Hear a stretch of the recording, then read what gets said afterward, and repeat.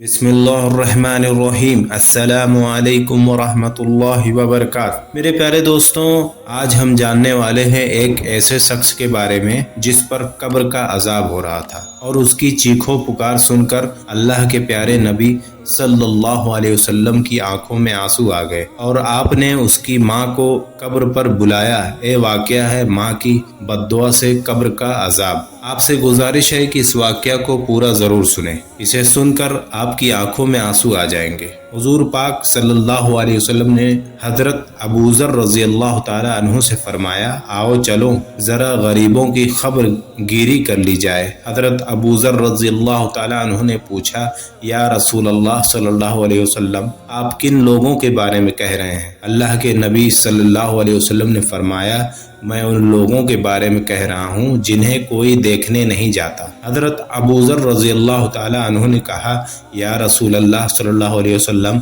शायद आप मुर्दों के बारे में कह रहे हैं।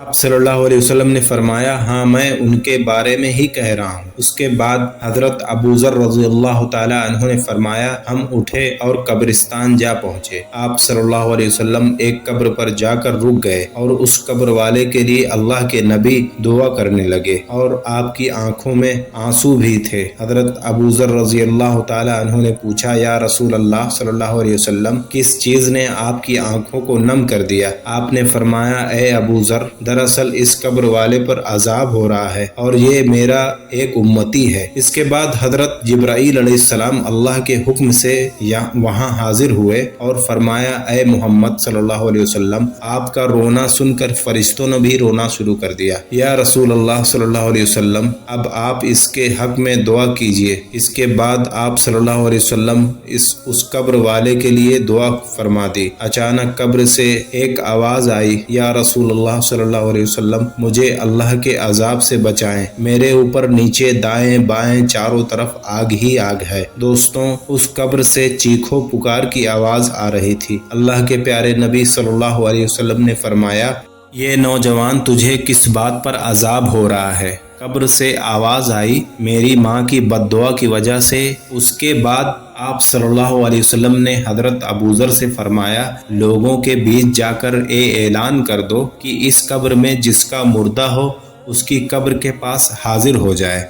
उसके बाद लोग अपने घरों से निकले और उस कब्र के पास आ गए। थोड़ी देर में एक बूढ़ी औरत भी अपनी लाठी का सहारा लेते हुए उठती बैठती कब्र के पास पहुंची और कब्र के सिरहाने आकर खड़ी हो गई। तो प्यारे नबी सल्लल्लाहु अलैहि वसल्लम ने पूछा, ए कब्र वाला, तुम्हारा कौन था?